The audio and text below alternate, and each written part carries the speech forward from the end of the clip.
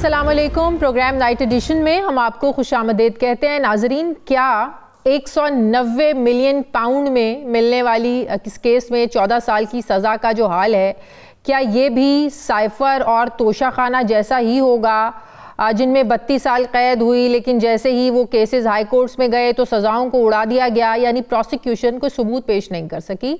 लेकिन जहां पीटीआई की उम्मीदें हैं, वहीं इस केस में हुकूमत ये दावा भी करती है कि केस को बड़ी बारीक बीनी से बनाया गया और लड़ा गया।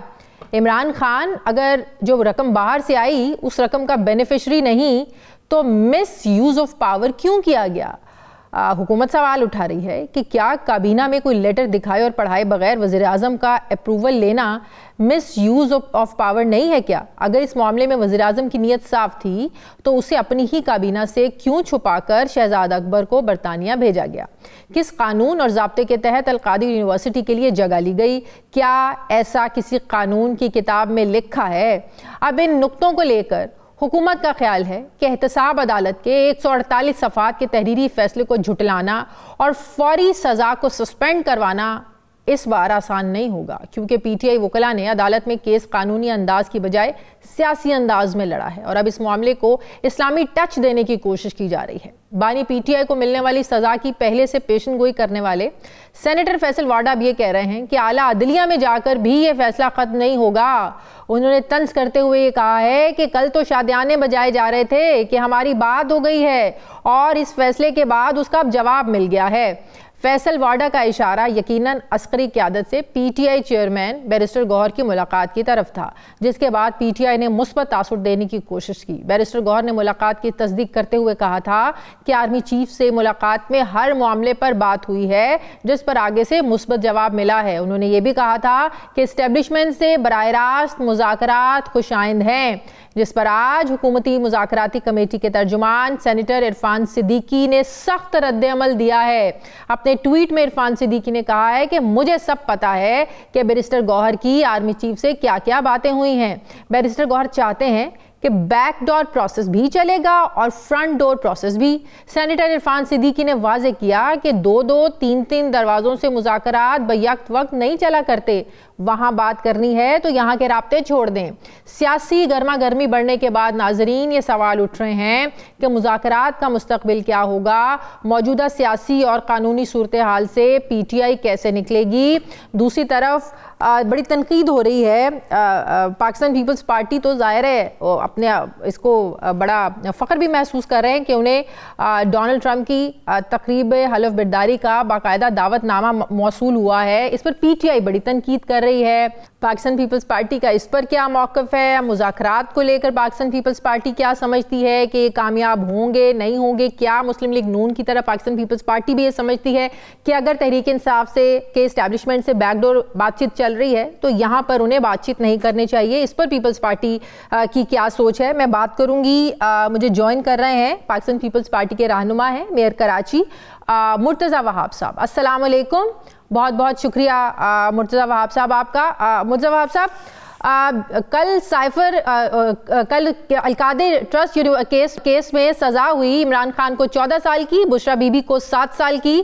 हुकूमत एक ही बयानिया बना रही है, करप्शन हुई है, रंगे हाथों ये हुकूमत करप्शन करती पकड़ी गई, अब सज़ा हुई है, बिल्कुल मेरिट पर हुई है।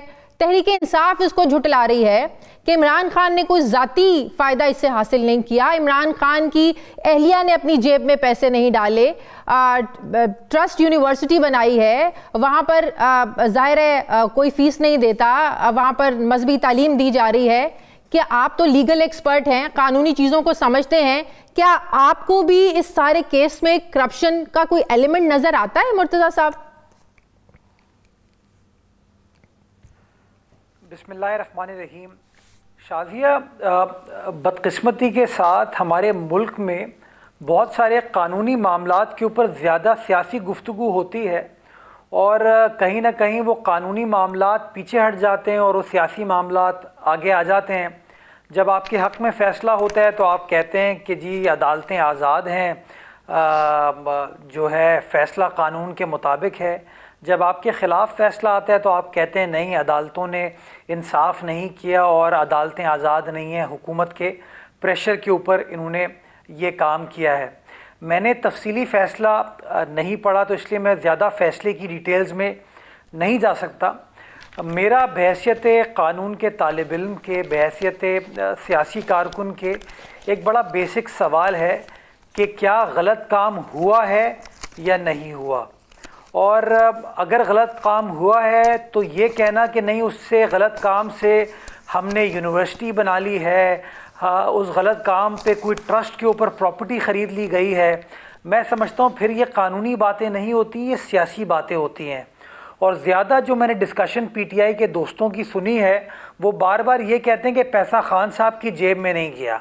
यानी कि वो इस बात को नहीं झुटला रहे कि शहजाद अकबर साहब जो हैं वो बरतानिया गए थे, नहीं गए थे। वो इस बात को एक्सेप्ट करते हैं कि शहजाद अकबर साहब गए थे। वो इस बात को एक्सेप्ट करते हैं कि शहजाद अकबर साहब एक लिफाफा लेकर आए जिसको काबीना में नहीं शो किया गया, किसी काबीना के रुकन ने नहीं देखा, और उसके ऊपर फैसला करके उसको राज में डाल दिया गया। मैं समझता हूँ ये इटसेल्फ अब्यूज़ ऑफ पावर है, अब्यूज़ ऑफ अथॉरिटी है वज़ीर आज़म की जानिब से कि उन्होंने अपने काबीना के अराकीन को उस कागज़ को देखने नहीं दिया। और मैं ये समझता हूँ कि काबीना के अराकीन जो खामोश हो गए कि जी ठीक है जी, वज़ीर आज़म ने कह दिया आप कागज़ को ना देखें, ये भी कोई मुनासिब चीज़ नहीं है। नहीं, अब मैं आपको इसमें बताती हूँ ना, अब इमरान खान साहब का एक बयान है, जब ये केस बना था मुर्तज़ा साहब, उन्होंने वीडियो अपना एक पैगाम जारी किया था। उन्होंने बताया था कि बेसिकली है क्या, मैंने आज 2-3 बार उनका वो पैगाम सुना, तो मैंने सोचा मैं सवाल आपके सामने रखूंगी। वो बता रहे थे कि कैबिनेट के सामने एक फैसला आता है, वो कहते हैं कि अगर एक की फैमिली और इंग्लैंड के नेशनल क्राइम एजेंसी के दरमियान अगर एक प्राइवेट फैसला होता है और हमारी कैबिनेट के सामने आता है कि अगर आप फैसले को खुफिया रखेंगे, कॉन्फिडेंशियल रखेंगे, सिर्फ काबीना से, अदालत से कॉन्फिडेंशियल नहीं रखना, सिर्फ काबीना से रखेंगे, तो 190 मिलियन पाउंड पाकिस्तान आ जाएगा सुप्रीम कोर्ट के अकाउंट में। लेकिन अगर आप इसको खुफिया नहीं रखेंगे तो आपको इंग्लैंड के जाहिर है वहां पर अंदर वहां पर केस लेना पड़ेगा, सिविल केस होगा जो 5 साल चल सकता है, 7 साल चल सकता है, और आपको ये साबित करना पड़ेगा, आपके ऊपर होगा कि आपने साबित करना है कि वो पैसा मनी लॉन्ड्रिंग का है। उन्होंने कहा कि हमें वहां कैबिनेट के अंदर पहले भी बताया गया कि $100 मिलियन पाकिस्तान का पहले भी मुख्तलिफ केसेस में बैरून मुल्क बर्बाद हो चुका है, जाया हो चुका है। हमारा बहुत बुरा रिकॉर्ड है पाकिस्तान से बाहर केसेस लड़ने का। तो एक सीधा तरीका है भाई, 190 मिलियन पाउंड आपके पाकिस्तान में आ रहा है तो आ जाना चाहिए। तो लिहाजा ये सब कुछ किया गया। वो कह रहे हैं कि अगर उन्होंने ये भी उस वक्त कहा था कि ये हुकूमत वापस कर दे, ये सुप्रीम कोर्ट के अकाउंट से निकलवा दे, रिवर्स कर दे फैसलों को, जब पीडीएम की हुकूमत थी। तो इस पर मैं आपसे पूछना चाहती हूँ कि वहां से डिमांड आई थी कि आप इसको खुफिया रखें। शाजिया, माशाल्लाह चोरी की ऐसी जस्टिफिकेशन मैंने नहीं देखी। मतलब माशाल्लाह कि मेरा एक बुनियादी सवाल है कि नेशनल क्राइम एजेंसी क्या होती है? ये जो कहते हैं ना कि आपको साबित करना पड़ेगा ये प्रोसीड ऑफ क्राइम है या मनी लॉन्ड्रिंग है, तो एनसीए क्या कर रही थी? वो क्या वहाँ पे कोई शादी की तकरीब हो रही थी? एनसीए जो है वो एक क्रिमिनल इन्वेस्टिगेशन का इदारा है जिसने अपने केस को स्टैब्लिश करने के बाद इस बात को साबित किया कि वो जो पैसे हैं वो प्रोसीड्स ऑफ ए क्राइम है। क्वेश्चन ये है कि वो सियासी जमात जो अपने आप को कहती है कि हम शफाफियत के अलमबरदार हैं, ट्रांसपेरेंसी के अलमबरदार हैं, दूसरे सारे लोग चोर हैं लेकिन हम लोग बिल्कुल शफाफ हैं, क्या ये अप्रोप्रिएट चीज़ है कि एक बंदा कहे कि मैं इस कागज़ को किसी को नहीं दिखाऊंगा? मुझे बताइए, क्या पाकिस्तान की काबीना जो है उसकी इतनी हैसियत नहीं है कि वो कागज़ देखे? उसका इतना राइट नहीं है कि वो कागज़ देखे? तो जो जस्टिफिकेशन क्रिएट करने की कोशिश की जा रही है, हुकूमत रही, मौजूदा हुकूमत भी है, इसको रिवर्स कर दें, काबीना है इसको रिवर्स कर दें, देख लें वो क्या था, क्या मुआहदा था, रिवर्स कर दें फैसला। नहीं, फैसले को रिवर्स करने से क्या क्राइम खत्म हो जाएगा? पैसा तो पड़ा हुआ है ना। मुझे बताइए शाजिया, एक मिनट, अगर आपने फैसले को रिवर्स कर दिया, काबीना के गैर कानूनी फैसले को, तो दैट मीन्स के जो क्राइम है, जुर्म है, वो खत्म हो गया है। तो वो जो Is that what you're saying? No I am saying कि जो 190 मिलियन पाउंड जो है वो आप हुकूमत फैसला कर ले कि उसका क्या करना है। वो कहाँ गया, कहाँ पड़ा है? इस वक्त स्टेट बैंक के पास पड़ा है। शाजिया वो फैसला हो चुका है। आपको पता होना चाहिए कि सुप्रीम कोर्ट ने फैसला किया कि सुप्रीम कोर्ट के पास ये पैसे नहीं होने चाहिए, this should go to the respective government. वो बहरिया टाउन केस के अंदर सुप्रीम कोर्ट फैसला कर चुकी है। तो आप ये कह रहे हैं ये है कि उस वक्त की सुप्रीम कोर्ट के जजेस ये मिलकर सब कुछ मिली भगत, लगता है जो हुकूमत बातें कर रही है तो वो तो जेस्चर दे रहे हैं कि उस वक्त की सुप्रीम कोर्ट के जजेस की मिली भगत से सारा कुछ हुआ। ये डू यू रियली एग्री? मैं तो इस तरह की कोई बात नहीं कर रहा, और मैं अगेन जो चीज़ मुझे पता नहीं होगी मैं उसके बारे में कमेंट नहीं करूंगा। मैं तो आपको बता ही रहा हूं कि वो जो पैसे आप कहते हैं ना, खान साहब कह रहे थे कि पैसा कौन सा मेरे अकाउंट में है, वो सुप्रीम कोर्ट के अकाउंट में पड़ा हुआ है। तो सुप्रीम कोर्ट ने तो वैसे ही अपने फैसले में कह दिया कि पैसा हमारे पास नहीं, ये हुकूमत के पास जाना चाहिए, रियासत के पास जाना चाहिए। मैं सिर्फ ये समझाने की आपको कोशिश कर रहा हूँ कि देखिए ये नहीं हो सकता कि आप जुर्म करें और जुर्म के अंदर वो हम कानूनी इस्तिलाह में कहते हैं एक वेल ऑफ इनकॉर्पोरेशन कहते हैं अंग्रेजी में, कि आप मुजरिम अपने जुर्म से बचने के लिए किसी कंपनी का सहारा लेता है, किसी ट्रस्ट का सहारा लेता है, किसी बेनामी चीज का सहारा लेता है। जस्ट बिकॉज आप कहते हैं मेरे जाती अकाउंट में नहीं गया, आपके ऊपर जुर्म के मुर्तकब आप नहीं होंगे। मैं बड़े एहतराम के साथ इस बात से इत्तफाक नहीं करता। मेरा ये मानना है कि इस तमाम चीज़ों में बदनीयती फ्रॉम डे वन नज़र आती है कि वो चीज़ सिर्फ शहजाद अकबर को पता थी और इमरान खान साहब को पता थी, किसी काबीना के रुकन को नहीं पता थी और उनसे छुपाया गया उसको। क्या ये किया जा सकता है? रूल्स ऑफ बिजनेस पढ़ लीजिए। क्या रूल्स ऑफ बिजनेस जो वफाकी हुकूमत के हैं उसमें इस बात की इजाज़त दी जा सकती है कि आप काबीना से फैसला तो कराएं लेकिन काबीना को बताएं ना। ये मैं आपको बता सकता हूं कि रूल्स ऑफ बिजनेस में ये लिखा हुआ है कि काबीना किसी चीज़ को क्लासिफाई कर सकती है, वो अपना फैसला करने के बाद कह दे कि जी इस चीज़ को कॉन्फिडेंशियल रखेंगे, लेकिन फैसला किस चीज़ के ऊपर कर रही है अगर वो कागज़ ही उसके साथ शेयर नहीं किया जाता तो बदनीयती तो मैं समझता हूँ it is floating on the surface. बिल्कुल, हर बार ऐसे ही होता है। एवन फील्ड में भी जब केसेस चल रहे थे, सजाएं भी सुनाई गई, पीटीआई की तरफ से भी जो बातें आप कर रहे हैं इसी किस्म की बातें हो रही थी, पाकिस्तान पीपल्स पार्टी की तरफ से भी ऐसी बातें हो रही थी। बाद में उन केसेस का क्या हुआ सबके सामने है, जिनके खिलाफ केसेस थे वो आज कहाँ कहाँ खड़े हैं वो भी सबके सामने है। फिर जिस तरीके से साइफर में सुन लें सवाल सुन लें। एक गुजारिश करूं जी प्लीज, एक गुजारिश जी प्लीज। मैं ये कह रही हूँ कि साइफर में भी सजाएं हुई, सजाएं उड़ गई, तो ये भी आपको लगता है ऐसे ही होगा? पीटीआई तो बड़ी कॉन्फिडेंट है। मैं सिर्फ एक शुरू में जो आपने बात की ना, मैं थोड़ा सा उसको रिफ्यूट करूं जी। देखिए पीपल्स पार्टी तो कॉन्स्टेंटली इन फैसलों की विक्टिम रही है। शहीद जुल्फिकार अली भुट्टो से लेके आज तक हमारे लोग केसेस का सामना कर रहे हैं, हमारे केसेस खत्म नहीं हुए हैं। आज भी हमारे लोग अदालतों में जाते हैं, उन चीज़ों को फेस करते हैं। एज चीफ मिनिस्टर हमारे चीफ मिनिस्टर सिंध जो हैं वो अदालत जा रहे थे, मुझे तो गंडापुर साहब नज़र नहीं आते इस तरह तमाम चीज़ें करते हुए। हमने हमेशा इदारों का एहतराम किया है, अपना पॉइंट ऑफ व्यू कन्वे किया, लेकिन कभी लोगों के ऊपर तोहमतें नहीं लगाई।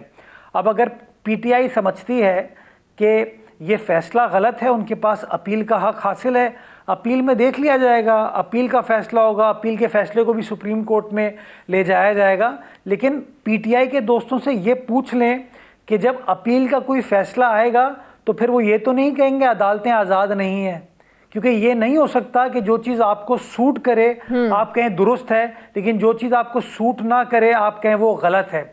मेरा ये मानना है कि जो चीज़ पीटीआई को सूट करती है तो वो कहते हैं थम्स अप, ज़बरदस्त, वो एब्सोल्युटली नॉट जो है वो कहते हैं, लेकिन फिर वो कहते हैं कि अमेरिका आए और हमारी मदद करे, फिर वो कहते हैं कि फॉरेन इंटरवेंशन हो और पाकिस्तान के अंदरूनी मामलात के अंदर इंटरवीन करे, तब उनको सॉवरेनिटी ऑफ पाकिस्तान नजर नहीं आती। वो तो पीटीआई तो आज भी कहती है, इमरान खान तो कहते हैं कि मुझे किसी ट्रंप के फैसले का या कॉल का इंतजार नहीं है, मुझे जो रिलीफ मिलना है पाकिस्तान की अदालतों से, पाकिस्तान का जो सिस्टम है यहीं से इंसाफ मिला, तो वो तो कैटेगोरिकली खान साहब भी और इनके और लोग भी ये बातें जबरदस्त, जिंदाबाद। Yes yes yes yes.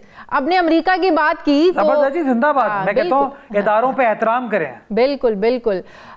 Bilawal Bhutto साहब को जो दावतनामा मौसूल हुआ है प्रेसिडेंट ट्रंप की हलफ बर्दारी की तकरीब का, अभी आपने सुना, मैंने सुनवाया गंडापुर साहब क्या कह रहे हैं। वो कह रहे हैं कि ये डोनेशन कार्ड मिला होगा, ऑफिशियली आप दिखा दें तो पता चल जाएगा कि सही आप लोगों को मिला है या ऐसे ही मार रहे हैं।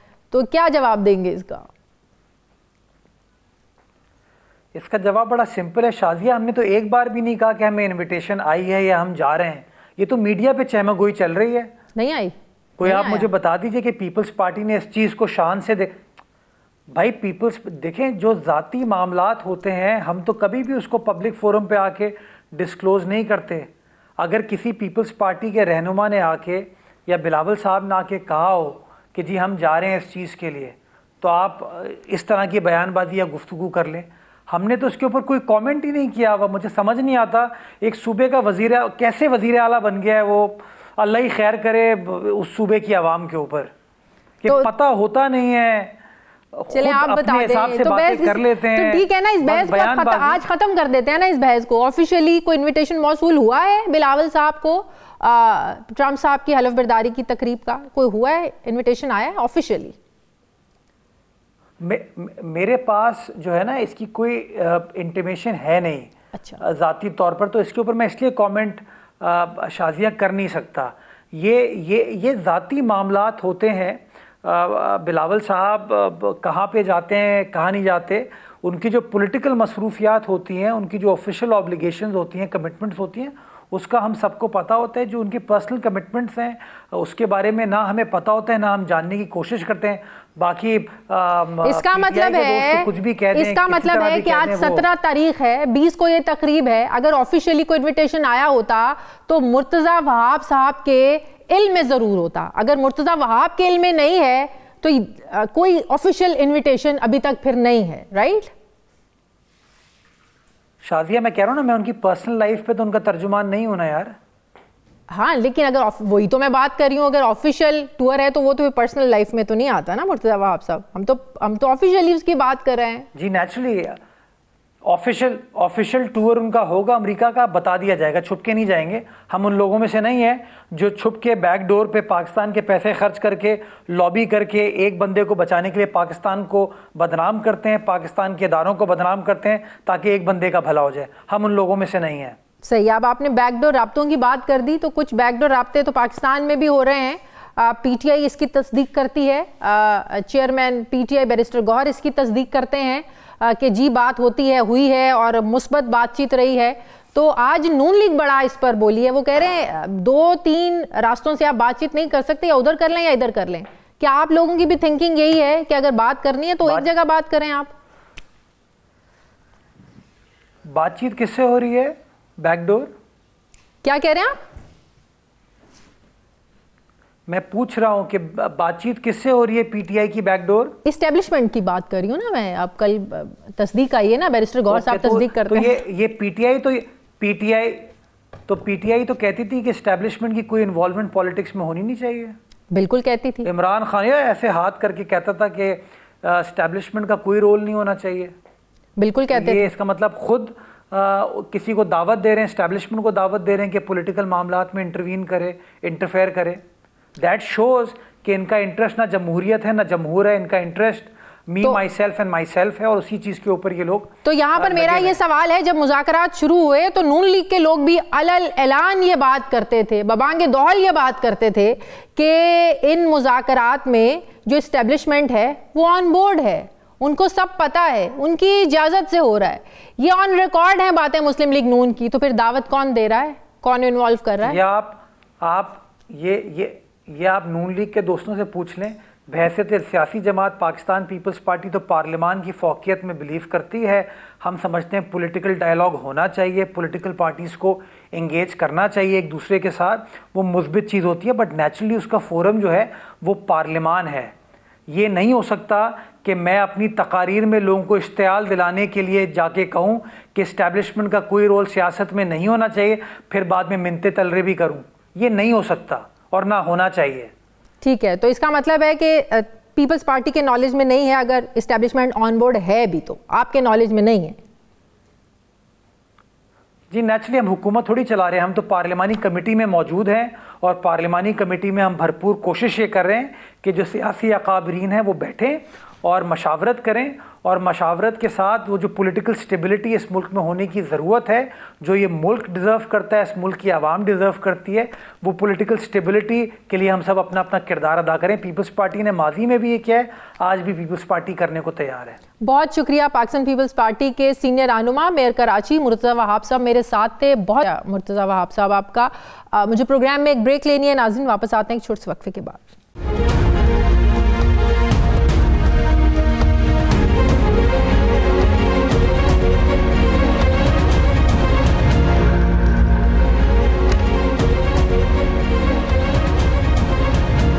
ब्रेक के बाद एक बार फिर से आपको खुशामदीद कहते हैं नाजरीन। अलकादे ट्रस्ट केस को दो मुख्तलिफ जावियों से अब देखा जा रहा है और मालूम होता है कि एक ही केस जो है वो कानूनी तौर पर अलग है और सियासी तौर पर बिल्कुल ही मुख्तलिफ है। हुकूमती मौक़िफ़ ये है कि ये केस एक ओपन एंड शट केस था और PTI पूछ रही है कि इमरान खान ने इसमें कैसे करप्शन की, फ़ायदा क्या उठाया है इमरान खान ने। ज़ाहिर है जो रकम बरतानिया से मंगवाई गई वो सिर्फ़ और सिर्फ हुकूमत ही मंगवा सकती थी। क्या वो रकम हुकूमत वक्त के अलावा कोई दूसरा इंडिविजुअली मंगवा सकता था? क्या इनफरादी तौर पर कोई शख्सियत वो रकम मंगवा सकती थी? क्या वो रकम हुकूमत ने मंगवा कर किसी को दे दी या जब्त कर ली? क्या इमरान खान की हुकूमत में मंगवाई गई जो रकम थी इसमें कुछ खुर्द-बुर्द हुई या वो रकम पूरी की पूरी सरकारी अकाउंट में पड़ी है? क्या ट्रस्ट यूनिवर्सिटी इमरान खान की मलकियत है या वो वहाँ की फ़ीसों से पैसा बना रहे हैं? इस लीगल मुआहदे के दूसरे किरदार या फरीक कहाँ हैं? उन्हें सज़ा, प्रोसिक्यूशन या ट्रायल में शामिल क्यों नहीं किया गया? ये वो सारे सवालात हैं जिनके जवाबात शायद कानून की किताब में तो मिल जाएं, लेकिन सियासत की किताब की रोशनी में इमरान खान को सज़ा सुनाना थोड़ा मुश्किल हो जाता है। पाकिस्तान के सियासी मंजरनामे पर आगे क्या होने जा रहा है? क्या ये जो सज़ा है इमरान खान की 14 साल की और बुशरा बीबी की 7 साल की, क्या ये पहले तोशाखाना और साइफर केस की तरह ये भी हवा में उड़ जाएगी? इसी पर मैं बात करूंगी। मुझे ज्वाइन कर रहे हैं सीनियर सहाफ़ी तज्ज़ियाकार अतर काज़मी साहब। अस्सलाम वालेकुम। बहुत बहुत शुक्रिया अतर काज़मी साहब आपका। अतर, आपको इस सज़ा का मुस्तकबिल क्या लगता है? देखिए, इस सजा का मुस्तकबिल बुनियादी तौर पे अगर आज आप हुकूमत का रद्द-ए-अमल देख लें गुज़िश्ता रोज़ से, वहीं से आपको पता चल जाता है। इमरान खान साहब को ये कोई पहली सजा नहीं हुई, इलेक्शन से पहले भी उनको सजाएं सुनाई गई और उसका मुस्तकबिल उन सजाओं का हमने 8 फरवरी को देखा। अब आप इससे अंदाजा लगाएं शाजिया कि कल सजा सुनाई गई और कल से जो है हुकूमती शख्सियात कभी टीवी पे आके कभी प्रेस कॉन्फ्रेंस करके इमरान खान साहब को करप्ट साबित करने के ऊपर वो बज़िद हैं, वो बाकायदा तौर पर वो बातें कर रहे हैं। आज तो मतलब उसमें इतनी वो एक स्टेप आगे चले गए कि वही इमरान खान जिसकी कहीं पे तस्वीर नजर नहीं आती, जिसकी कहीं पे वीडियो नजर नहीं आती, आज सरकारी चैनल के ऊपर उसकी वीडियो भी चलाई गई इमरान खान की। इसका मतलब है अब आपको दिखाने पे और हमें दिखाने पे कोई पाबंदी तो ना रही ना फिर तो ना रही, मतलब पर इससे इनकी डेस्परेशन देखे ना कि इतनी ज्यादा डेस्परेशन है कि वो जो जहां जिसकी तस्वीर कहीं पे कोई दिखा नहीं सकते थे, आज सरकारी टीवी पे खुद उसकी वीडियोस चलाई कि ये साबित करें कि जनाब जो कल अदालत ने फैसला दिया है वो दुरुस्त है। इससे आप अंदाजा लगा लें कि इस सजा का क्या मुस्तकबिल होगा। और आवाम की नजर में जो आपने क्वेश्चन उठाया कि जो इसका सियासी पहलू है, क्या वो इसको मानेंगे कि ये एक जस्ट सजा है, एक ऐसी अदालत से सजा सुनाई गई है जिसने तमाम चीजों को सामने रख के आइन और कानून के मुताबिक सजा सुनाई है? मेरे ख्याल में सियासी मैदान में उसको प्रूव करना बड़ा मुश्किल होगा।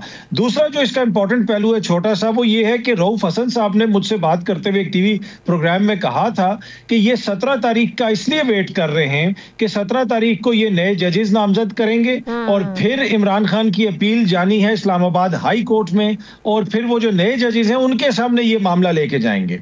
अब मुझे नहीं पता वल्लाह आलम ऐसा होगा या नहीं होगा, लेकिन इस्लामाबाद हाई कोर्ट के 2 नए जजेस का आज नोटिफिकेशन हो गया है। तो अब वो भी देखना पड़ेगा कि कहा जा रहा था कि बैकडोर जो मुज़ाकरात हो रहे हैं, जिस एस्टेब्लिशमेंट के साथ मुज़ाकरात हो रहे हैं, बैरिस्टर गौहर साहब बाहर आके कुछ बताते हैं, लेकिन सिक्योरिटी ज़राए उसकी तरदीद करते हैं कि इसको सियासी रंग दिया जा रहा है। तो जो उससे जोड़ा जा रहा था, आपको लगता है कि वो जो एक पहलू सबके सामने आ रहा था कि शायद इसीलिए सज़ा को, फैसले को डिले किया जा रहा है कि बैकडोर चैनल के जरिए जो राब्ते हो रहे हैं उसका भी कोई रिजल्ट निकल आए?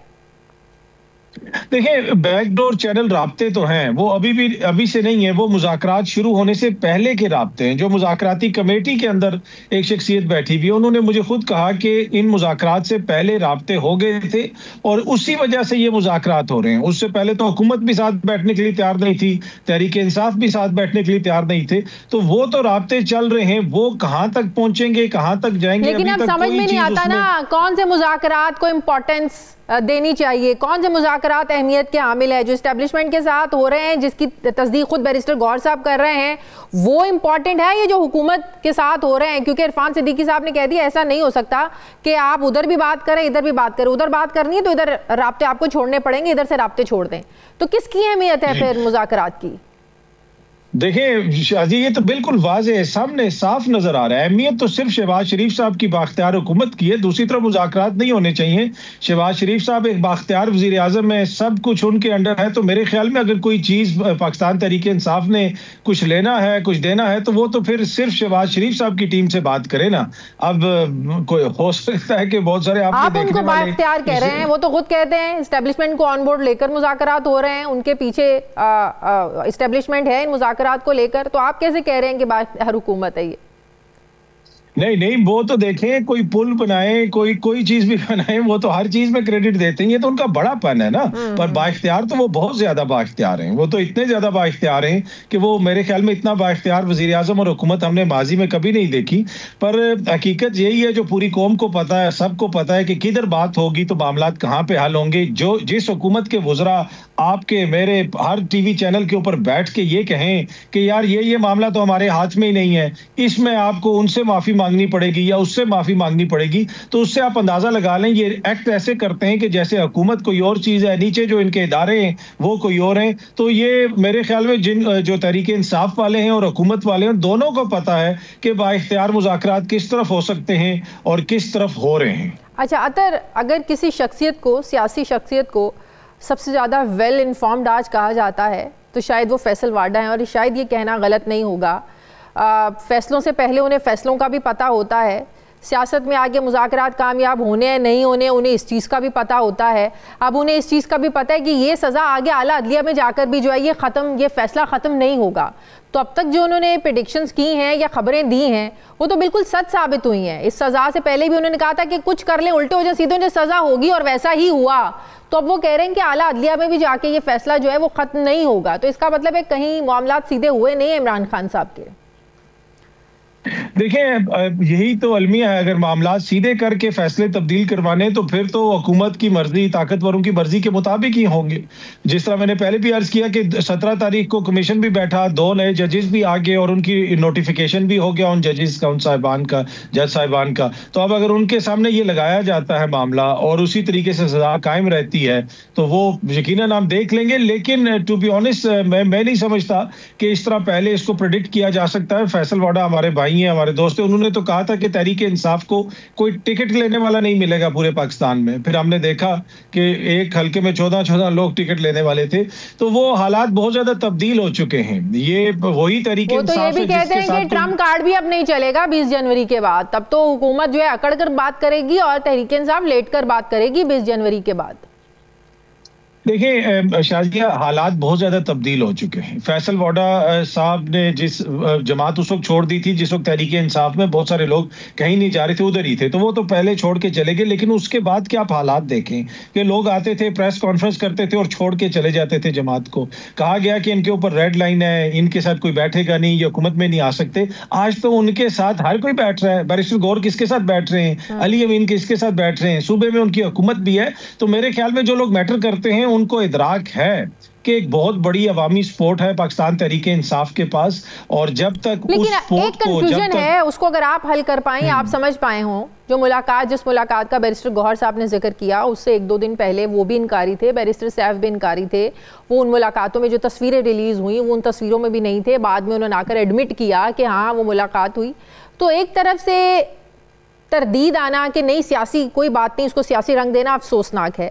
दूसरी तरफ कहना कि बड़ा अच्छा उनका जेस्चर था, मुस्बत था, हर पहलू पर बात हुई, पीटीआई के साथ जो कुछ हो रहा है सारे उनको बताया, सब सारी चीज़ें डिस्कस हुई।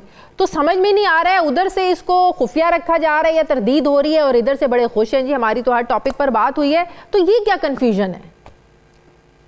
अब देखें, टू बी ऑनेस्ट, ये तो अब कोई बाकायदा कोई हुकूमत है जो उनकी जानिब से कोई बयान जारी किया जाए तो पता चलेगा। अभी तो जराए से ही खबरें आ रही हैं, लेकिन मुलाकात होना इटसेल्फ इज इम्पोर्टेंट ना, कि वो ऐसी जमात जिसके ऊपर मुल्क दुश्मनी के इल्जाम लगा रही हो हुकूमत, जिनको बैन करने की हुकूमत बात कर रही हो। वज़ीर इत्तलात ने तो आपको याद होगा कि एक दिन प्रेस कॉन्फ्रेंस कर दी थी कि तहरीक इंसाफ के ऊपर हम पाबंदी लगा रहे हैं। हाँ। तो उसके चेयरमैन की आर्मी चीफ से मुलाकात होना तो यकीनन इंपॉर्टेंट इवेंट है। वहां पे हो सकता है सिक्योरिटी डिस्कस हुई हो, दीगर चीजें डिस्कस हुई हो, लेकिन एक ऐसी जमात को एक पॉलिटिकल प्रोसेस का अपने कौमी धारे की जो इंपॉर्टेंट चीजें उनमें उसका शामिल करना, उनसे मुशावरत करना, उनसे बात करना, यकीनन आर्मी चीफ की मुलाकात हुई होगी तो इंपॉर्टेंट चीजें ही डिस्कस हुई होंगी, मुल्क के हवाले से हुई हो या जिस चीज के हवाले से भी। तो ये इटसेल्फ इज ए बहुत बड़ी एंगेजमेंट और बहुत बड़ी ब्रेक थ्रू है, इसलिए कि हुकूमत के दोस्तों तहरीक इंसाफ को मुल्क दुश्मन कहते हैं, वो तो इंतशारी उनको कहते हैं। तो फिर इंतशारियों के साथ मिलना, उनसे मुलाकात करना,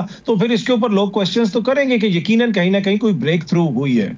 बहुत शुक्रिया सीनियर सहाफ़ी तज्ज़ियाकार काज़मी साहब मेरे साथ थे। बहुत शुक्रिया अतर साहब आपका। मुझे ब्रेक लेनी है नाज़रीन, वापस आते हैं छोटे से वक्फे के बाद।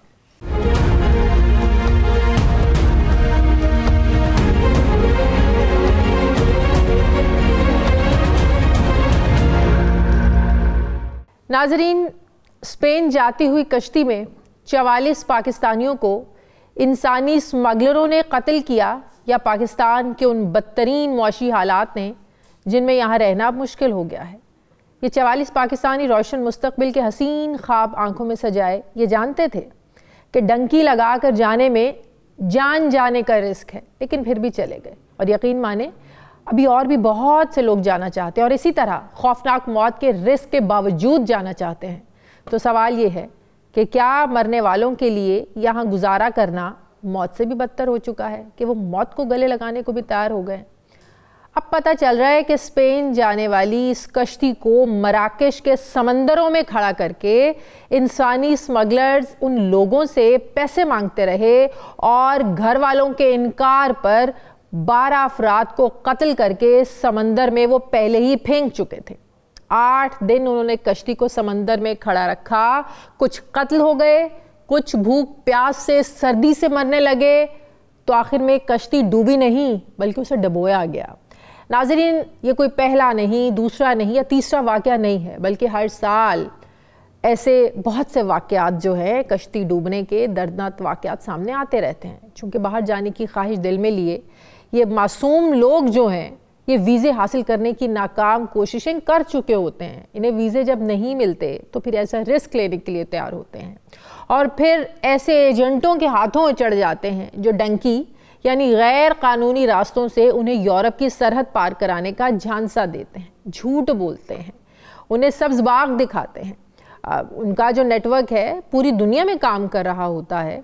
अगर आगे से रास्ता क्लियर मिल जाए तो ठीक, सरहद पर सेटिंग हो जाए तो ठीक, वरना जिन लोगों से लाखों रुपए लिए होते हैं और उनके घर वाले तंग करने लगते हैं, तो ऐसे में उनसे जान छुड़ाने का उनके पास एक ही तरीक़ा होता है और वो है कि इनको मार दिया जाए, कश्ती को डुबो दिया जाए। अब चूंकि ये सब लोग गैर कानूनी रास्ता इख्तियार करते हैं, इसलिए उनका खून उन्हें उन्हीं के ज़िम्मे डालकर एजेंटों को पूछा जाता है। ना कोई मुद्दई रहता है, ना कोई रियासत और ना कानून, किससे पूछें। आज स्टूडियो में मेरे साथ जो किरदार मौजूद हैं उन्हीं के गांव से लगभग 12 नौजवान इस कश्ती में मारे गए हैं गुजरात से। उनका अपना कज़न 32 साला मियाँ रेहान मौजूद था, वो भी बाहर जाने की ख्वाहिश रखता था, यूरोप स्पेन जाने की ख्वाहिश रखता था। ये कैसे एजेंट ये लोग हैं, एजेंट के हाथों ये कैसे गुमराह हो जाते हैं और कैसे जो है वो ये अपने ख्वाब सजाए जाते तो हैं और कैसे इनको ये यकीन होता है कि वो पहुंच जाएंगे। ये मैं बात करूंगी, लाहौर स्टूडियोज़ में मुझे ज्वाइन कर रहे हैं जहांगीर कियानी हैं, इसी वाक़े का जिसका मैं आपसे जिक्र कर रही हूँ। इनके कज़न मियाँ रेहान, उन्होंने अपनी जान जो है वो दी है इसमें। अस्सलाम वालेकुम। जी वालेकुम बहुत बहुत शुक्रिया जहांगीर साहब आपका। जी मैं डिटेल्स आपसे जानना चाहती हूँ। जी जी मैं ज़रूर बताऊंगा। कि आपके कज़न थे, वो फर्स्ट कज़न थे? जी जी चचा आज़ाद भाई था। तो कैसे उनमें ये शौक़ पैदा हुआ? क्या उनके घर के हालात थे मेरे रेहान के? चचा के 5 बेटे हैं। अच्छा। चचा भी जो हैं वो ताजिर थे। गाँव हमारा जोड़ा है तहसील खारियाँ का। और आपको ये बताता चलूँ कि आपको ये आपने सुना होगा कि सबसे ज़्यादा लोग तहसील खारियाँ के यूरोप में होते हैं और ये इन्हीं एजेंटों की वजह से इन्होंने सुहाने ख्वाब दिखा दिखा के उनको भेजा है। पहुँच गए तो पहुँच गए तो रास्ते में रह गए। ये सबसे छोटा था, इससे छोटा भी एक है। अच्छा। बहुत अच्छा था। कितने साल का था? तकरीबन 32 साल उम्र थी। अच्छा। अनमैरिड था। अच्छा। और बहुत मिलनसार था। घर में वालिद क्या करते हैं? बाकी भाई क्या काम करते हैं? इन्ना लिल्लाहि राजिऊन। वो काफ़ी अर्सा पहले फौत हो चुके हैं। आपके चचा नहीं है? जी जी। अच्छा। तो बाकी भाई क्या करते हैं? बड़ा भाई जो है उनके ट्रांसपोर्ट है। उससे छोटा भाई जो है उसकी भी बहुत बड़ी दुकान है परचून की, और उससे छोटा है उसकी मोबाइलों की दुकान है। तो ये घर के हालात तो बज़ाहिर तो मैं आपको बताता हूँ, मैं आपको बताता हूँ, सारा किस्सा बताता हूँ। ये इसके पास नया टोयोटा IS डब्बा था, नया निकलवा के दिया था। अच्छा। और ये खुद जी और ये खुद कैरेज पे लेके जाता था, कभी किसी के किराए पे किसी ने मंगाया वो ये चला जाता था। मतलब कमा रहा था यहाँ पे? कमा रहा था। अनफॉर्चुनेटली हमारे गांव में एक लड़का फाहद नाम का था, वो नया एजेंट बना। उसकी उम्र टोटली 28 साल होगी। अच्छा। और वो उसका किसी बड़े एजेंट का सब एजेंट था। अच्छा। वो लोगों को ख्वाब दिखाने शुरू कर दिए उसने। आपके गांव से और लोग भी उसके थ्रू गए? ये जो जितने भी गए सब उसी के फाद के थ्रू ही गए। पहुंचे वहाँ पे? पहले इससे 2-3 जो हैं वो पहुंचे हैं। अच्छा। असल होता ये है कि फिर कॉन्फिडेंस मिल जाता है ना कि अच्छा फलां घर का पहुंच गया, मैं भी पहुंच जाऊंगा। अगले पहुंच गए हैं तो ये कॉन्फिडेंस आ जाता है कि मैं भी शायद पहुंच जाऊं। हाँ ठीक है। तो फिर इसे बड़ी दफ़ा मना किया है कि मत सोचो ऐसा। हालांकि एजेंट ने हमारी कैपेसिटी होते हुए हमें देख के उसने कहा आपके लिए ये अच्छा नहीं है। फाहद ने बोला अच्छा। कि आपके लिए अच्छा नहीं है, आप ना जाएं। अच्छा। ये बहुत मुश्किल रास्ता है, तो मैं यहाँ से इनको वीज़े लगवा के मुर्तानिया बाई एयर लेके जाऊँगा, वहाँ से भी बाई एयर ही लेके जाऊँगा आगे स्पेन। अच्छा। तो प्रोग्राम कैसे जा सकते हैं वीज़े के बगैर? तो बाहर तो वीज़े, ये तो देखिए ना, फिर ये समझदारी की बात है, नहीं तो घर वालों के समझने की बात है कि इतने सीधा सादी बात समझने वाली है। झांसा आपको नजर आ रहा है कि ये जो है ना वो आगे गड़ा है और हम खुद ही इसमें छलांग लगा दें। असल में वीज़े के बगैर तो आप जा ही नहीं सकते ना प्लेन पे। जी। वैसे ये आपको पता है कि इनके मोटिवेशनल बातें होती हैं, ये लड़कों को बाज़ारों में बिठा के मोटिवेट करते हैं। मैं जैसे कोई बंदा बाज़ार में बैठा हो, 2-4 लड़के यार मेरा वो फलां गया और वो गाड़ी में अच्छी भली गाड़ी में अच्छे भले कपड़ों में वो फिरता है, तो इम्प्रेस होते हैं ये लड़के। शायद कि मैं भी जाऊं। नो, यहाँ गलती आप जैसे भी समझदार लोगों की है कि बाय एयर का अगर वो झांसा दे रहा है तो आप लोगों को समझ जाना चाहिए कि वीज़े के बगैर तो बाय एयर आप जा ही नहीं सकते। वो यहाँ से तो कहता है मैंने वीज़ा लेके जाना है, वीज़ा जो असल पेमेंट है वो मैं बाद में लूँगा, आधी पेमेंट आप इधर कर दें। सबसे वजह ये है कि मोटिवेशन ये है, हमारा बैकवर्ड इलाका तो नहीं है, तमाम जितने भी गांव के लोग हैं उनका कोई ना कोई बाहर ज़रूर मौजूद है। हाँ सही है। मेरी 2 बेटियां इंग्लैंड मौजूद हैं। अच्छा। मेरी फैमिली जो है आधी इंग्लैंड है। ये नहीं कि हम जानते नहीं, हम इनकी बातों पे मजबूर हो जाते हैं अपने घर वालों। आपकी अगर फैमिली बाहर है फिर तो आपको बहुत ज़्यादा इन चीज़ों की समझ बूझ होगी, डेफिनेटली होगी।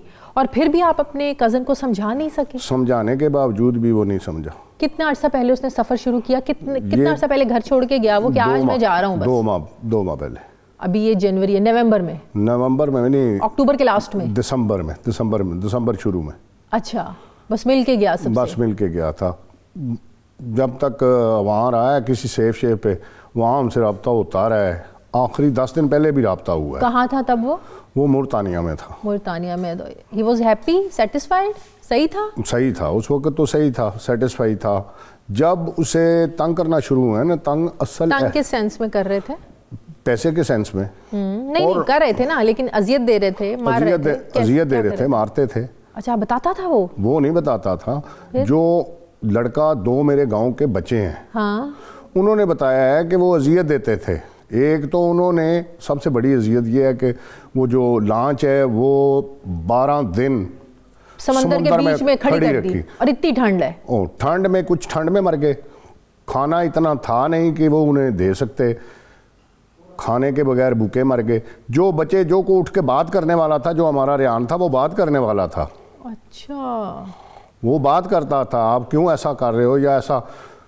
मेरा जो गांव के लोग थे जिन्होंने आपको सारी सिचुएशन बताई, उनका भी कोई गया हुआ था जो आपको सारी सिचुएशन बता रहा था? सिचुएशन जिस बंदे ने बताई, जो 2 लड़के बचे हैं ना, उसने फोन पे बताई हमें, तो अभी तक असल सिचुएशन का कोई पता नहीं है। अच्छा, जो बच गए उन्होंने सब बताया कि रेहान के साथ क्या हुआ? यानी रेहान के नहीं, जितने भी 12 के 12। आप तो बोल रही थी कि वो मार के और उन्हें फिर फेंका है। नहीं, मार के नहीं फेंका, जिंदा ही फेंक दिया उन्हें, धक्का दे दिया। जो बीमार है, काफी बीमार है, उसे कौन संभालेगा, उठा के उन्होंने फेंक दिया है। और दूसरी बात यह है कि जितने भी गांव के थे, सब एक ही गांव के थे। हमारा गांव जो है ना, जौड़ा तहसील खारियां का बहुत बड़ा गांव है, तहसील खारियां में सबसे बड़ा है, और सब यूरोप में और काम करने वाले हैं। जो एक मिर्जे वो कहते हैं, उनका लड़का था, वो मिस्त्री था, वो बच गया, वो भी मर गया। अच्छा, एक और थे गांव के, उनका भी बेटा था, वो भी मर गया। सिर्फ एक जायद भट्ट बचा है। जायद भट्ट ने फ़ोन करके बताया है कि आपके साथ ये हो रहा है, हमारे साथ। वो भी आपके गांव का था जाहिद भट्ट? वो बचा है, शिप से भागा है, या उसने छलांग लगाई है, या कैसे किया है। वो एक बचा है लड़का, वो अभी तक है मुल्तानिया में ही। उसने 1-2 दफ़ा रब्ता किया, अब उससे भी रब्ता नहीं है। अच्छा, हम तो इसलिए परेशान हैं। आखिरी दफ़ा क्या बात हुई आपकी या उसकी, रेहान की अम्मी? रेहान की भाई बड़े भाई से बात हुई है कि आखिरी बात क्या? मैं सवार हो गया हूँ, मेरे लिए दुआ करना है कि मैं इस सफ़र में कामयाब हो जाऊँ।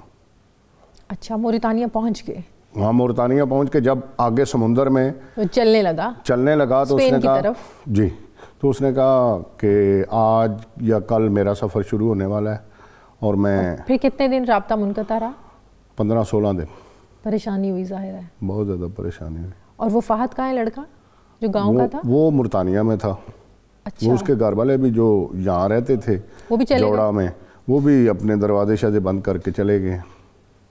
वो इधर कोई भी नहीं है उनका, और वो भी मुल्तानिया। कभी रेहान ने ये कोशिश नहीं की कि मैं जायज़ तरीके से, जो वीज़ा लगवाने का एक तरीका है, मैं वीज़ा लगवाऊँ और सही तरीके से जाऊँ? कभी नहीं सोचा या कभी कोशिश नहीं करी? कोशिश नहीं की, ना ही उसने बोला है, ना ही कोशिश की है। उसके बस इन दिनों में वो अच्छा भला काम करता था, गाड़ी थी उसके पास।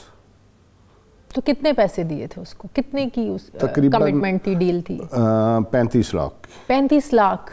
फ़हद ने कहा दो। पहले कितने पैसे दिए? 22 लाख। अल्लाह, 22 लाख पहले दिया। भाइयों ने इकट्ठा करके, माँ ने कुछ दिए और बाकी रहता था। जी। तो वो नहीं दे सके तो उसको धक्का दे दिया, मार दिया। वो उठ के बोला है ना कि क्यों मार रहे हो इन्हें, या कोई ऐसा मामला हुआ है? अच्छा, क्योंकि वो बॉडी में भी सबसे अच्छा था, वैसे भी बात कर लेता था। और मैडम, ये मैं आपको बताता चलूँ, बहुत मिलनसार इंसान था। अगर एक दफ़ा कोई बंदा उससे मिल जाता था। रिसेंटली इतने वाक़यात तो हैं, आपको पता है ना, लास्ट 2 महीने पहले हमारे डिस्ट्रिक्ट गुजरात में ही हुआ है ना वाक़या, बहुत ज़बरदस्त किस्म का वो भी नुकसान हुआ है। उसके बावजूद नहीं समझ पाए लोग। ये जो मोटिवेटिव होते हैं ना, जो मोटिवेट करते हैं बच्चों को बाजार में बैठ के, उनके सब एजेंट। तो आप जैसे किसी को खुदकुश बम्बार बना रहे हो, आपने ब्रेन वॉश कर दिया, बस ब्रेन वॉश, इरादा बना लिया और पीछे मुड़ के नहीं देखना, पीछे मुड़ के नहीं देखना। और घर वालों को भी ये होता है कि हमारा बेटा है, शायद हम ये ना माने, खुदकुशी कर ले, कुछ और तरीका कर ले, किसी और रास्ते चला जाए, कुछ और काम कर जाए। तो ये 2-3 बातें हैं हुकूमती लेवल पे। तो पढ़ाई का वीज़ा लेके चला जाता, इतना पैसा दे रहे हैं, कोई फीस जमा कराते 10-15 लाख किसी यूनिवर्सिटी में, जल्दी जाना चाहता था ना, वो जल्दी लगना था, वो जल्दी लग रहा था। कौन सा जल्दी लग रहा था? स्टडी वीज़ा भी बहुत मुश्किल लगता है वो, और कम पड़ा था, मैट्रिक तक था। अच्छा, मैट्रिक किया हुआ था? मैट्रिक किया हुआ था। तो उसकी अम्मी का अभी कोई उम्मीद है उनको, या कंफर्म हो चुका है?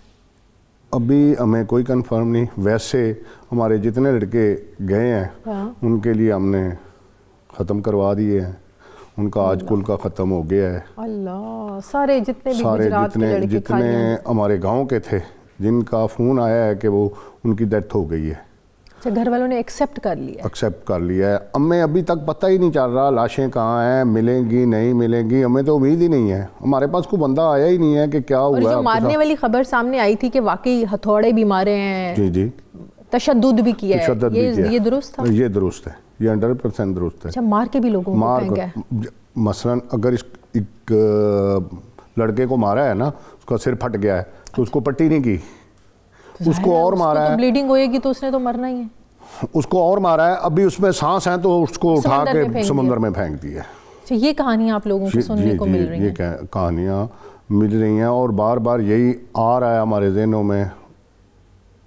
बहुत परेशान है मैडम, बहुत परेशान है कि बहुत जुल्म तो बहुत कम नाम है ना, ये इंतहा का जुल्म और जबर है, दोनों चीज़ें हैं।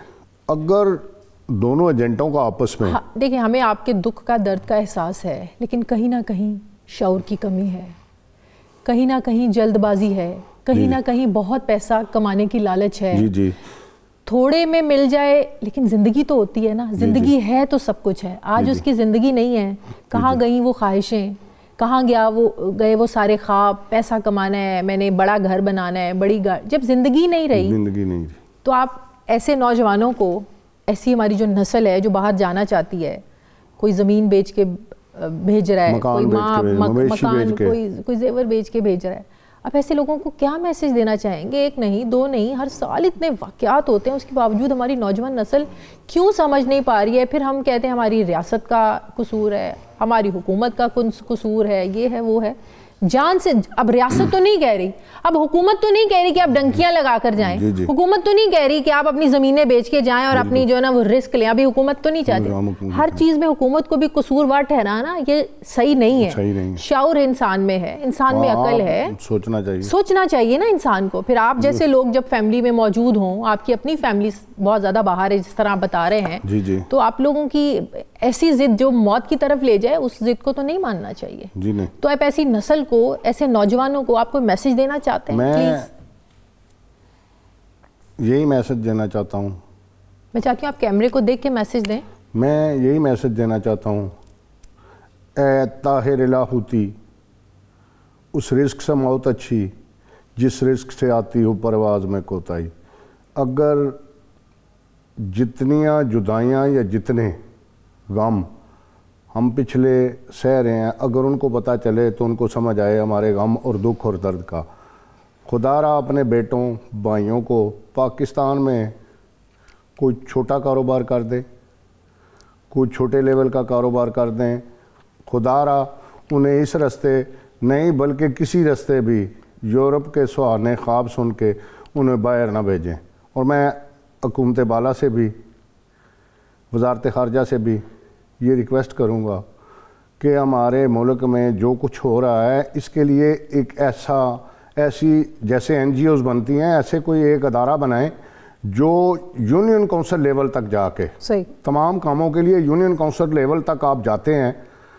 मैं ये आपसे दरख्वास्त करता हूँ कि हमारे इन मोटिवेशनल काम के लिए भी एक अदारा बनाएं जो FIA की तर्ज का हो, या ऐसी एक तंजीम बनाएं जो अपने हमारे इलाके में जाके जो बैकवर्ड इलाका है उन्हें मोटिवेट करें कि ये काम अच्छा नहीं।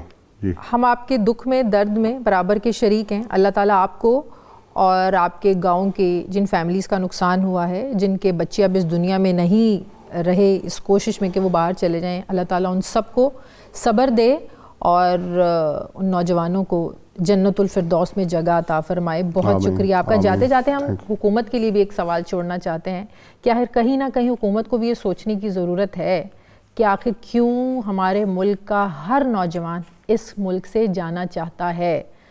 कोई पढ़ा लिखा है वो भी जाना चाहता है, कोई डॉक्टर है, इंजीनियर है, वो भी इस मुल्क से भागना चाहता है, किसी के पास पैसा है नहीं है वो भी जाना चाहता है। तो हुकूमत को इस सवाल को झंझोड़ने की, इसका जवाब तलाश करने की ज़रूरत है। हम ये सवाल हुकूमत के लिए छोड़े जाते हैं। प्रोग्राम का वक्त ख़त्म हो गया नाज़रीन, फीडबैक दें, अपना ख्याल रखें, मुझे इजाज़त दें, अल्लाह हाफ़िज़।